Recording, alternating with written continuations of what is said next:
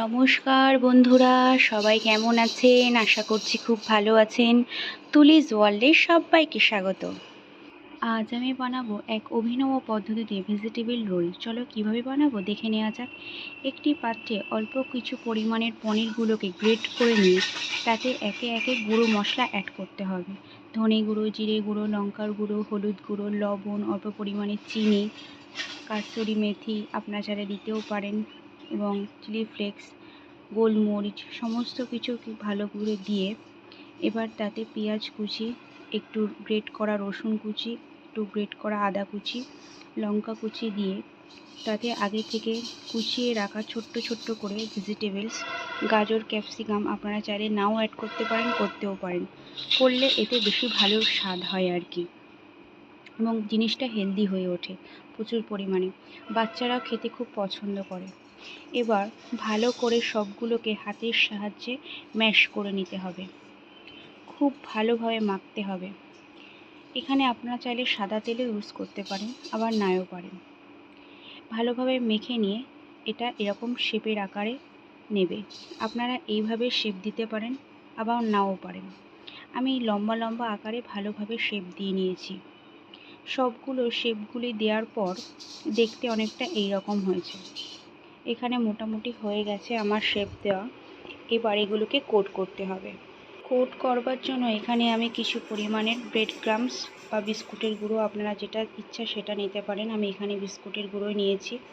অন্য একটি পাত্রে অল্প পরিমাণে ময়দা নিয়েছি, এবং প্রথমে ময়দাতে ভালো করে দিয়ে তারপর আগে থেকে করে রাখা একটি পাত্রে ডিম ফেটিয়ে নিতে হবে। এই মণ্ডটিকে এবার ডিমের মধ্যে ভালোভাবে মাখিয়ে নিতে হবে, এবং আগে থেকে করে রাখা ব্রেড ক্রাম্বস অথবা বিস্কুটের গুঁড়ো আপনারা যেটা চাইলে সেটা নিতে পারেন। আমি এখানে বিস্কুটের গুঁড়োই ব্যবহার করছি। ভালোভাবে লাগিয়ে নিতে হবে। আপনারা এখানে 2-3 বার কোট করতে পারেন।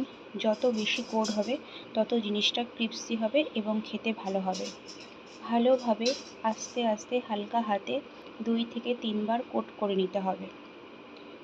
খুব সুন্দরভাবে কোট হয়ে আসলে প্রত্যেকটি আমি এইভাবে আস্তে আস্তে করে নেব।